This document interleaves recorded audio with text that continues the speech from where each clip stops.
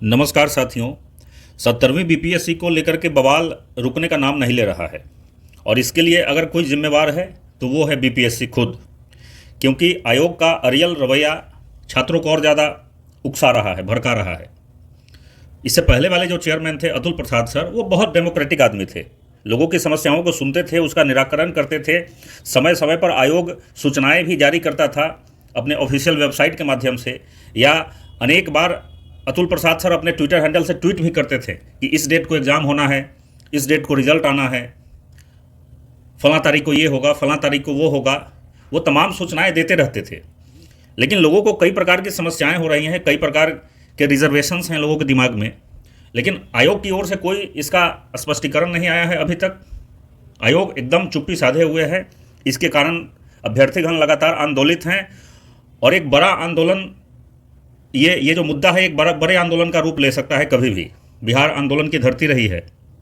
आयोग को इस बात को समझना चाहिए। हम सब जान रहे हैं कि लगभग 93,000 ऐसे लोग हैं जिन्होंने रजिस्ट्रेशन किया 70वीं बीपीएससी में, लेकिन कई समस्याओं के कारण, कई दिक्कतों के कारण उन्होंने अपना एप्लीकेशन फाइनली सबमिट नहीं किया या नहीं कर सके।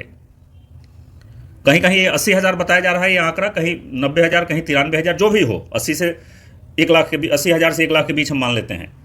ये बहुत बड़ी संख्या होती है। तो आयोग अगर इन लोगों को एक बार मौका दे दे तो इसमें जाता ही क्या है।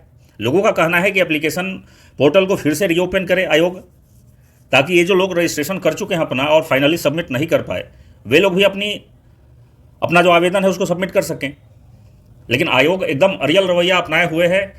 तो आयोग के जो चेयरमैन हैं उनको इस बात का संज्ञान होना चाहिए कि बिहार आंदोलन की धरती रही है। ये जो अभी चिंगारी आप देख रहे हैं, ये कभी भी अग्नि में तब्दील हो सकती है और फिर वही होगा जो उत्तर प्रदेश में हुआ है अभी हाल ही में। तो आयोग छात्रों को सड़कों पर उतरने के लिए मजबूर न करे। अभी भी समय है कि छात्रों की समस्याओं का, अभ्यर्थियों की समस्याओं का निराकरण किया जाए।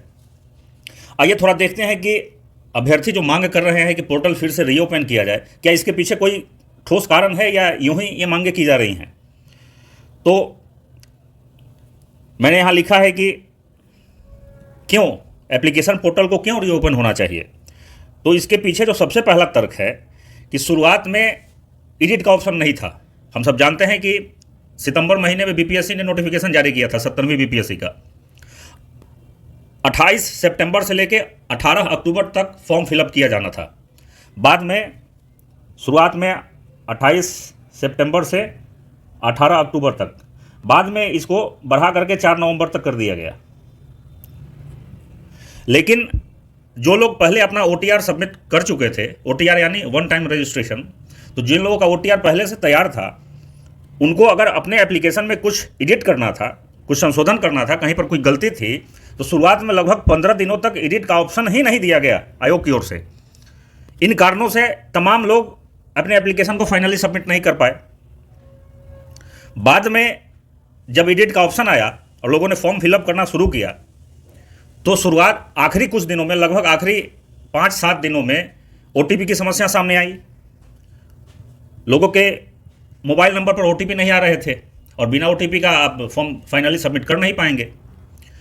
तो ये जो तमाम कारण है, शुरुआत में एडिट का ऑप्शन न होना, बाद में वेबसाइट का क्रैश कर जाना, ओटीपी नहीं आना, ये एक सबसे बड़ा कारण है जिसके कारण 93,000 लोग अपना फॉर्म फाइनली सबमिट नहीं कर पाए हैं। आयोग कह रहा है कि हमने तो 1 महीने से अधिक तक का समय दिया है, लेकिन दरअसल वो समय बमुश्किल लोगों को 10 दिन ही मिला है।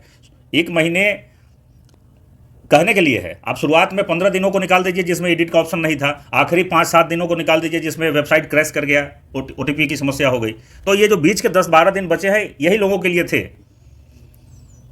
तो ये भी एक बहुत बड़ा कारण है कि आयोग को इसका समाधान निकालना चाहिए। और सबसे बड़ा मजाक है कि आयोग कह रहा है कि जब लोगों ने अप्रोच किया है आयोग से, तो आयोग का कहना है कि ये सारे जो 80-90,000 लोग जो फॉर्म फिलअप नहीं कर पाए, ये नॉन सीरियस कैंडिडेट है। अरे भाई, आप कैसे तय कर सकते हैं कि कोई नॉन सीरियस है या सीरियस है? वो तो एग्जाम में तय होगा ना। जब लोग एग्जाम में अपियर होंगे तो जो नॉन सीरियस होंगे उनका रिजल्ट नहीं आएगा। ये तो एग्जाम में तय होता है ना, कि पहले ही आप किसी को मान लिया कि नॉन सीरियस है।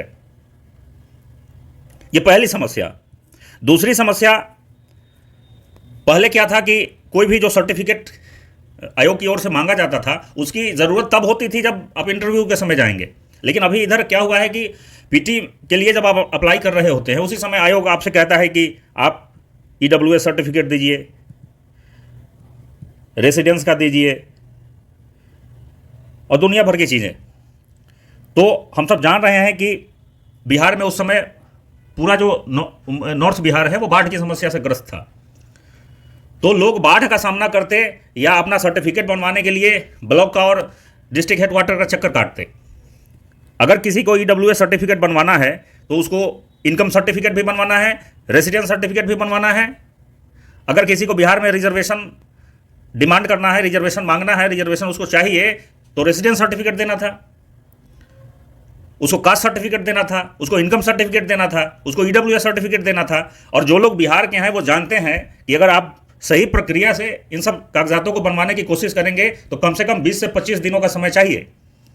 सबके पास इतने पैसे नहीं है कि वो टेबल के नीचे से कुछ दे करके चुमावन करके और अपना काम 2-3 दिन में करवा लेगा। और बहुत सारे इलाके जो बाढ़ग्रस्त थे वहाँ तो लोग पहुँच ही नहीं पा रहे थे ना, ब्लॉक में या अपने डिस्ट्रिक्ट हेडक्वार्टर में बाढ़ का सामना कर रहे थे। तो ये दो बहुत बड़े कारण है कि शुरुआत में आपने एडिट का ऑप्शन नहीं दिया, लास्ट में आपका वेबसाइट क्रैश कर गया।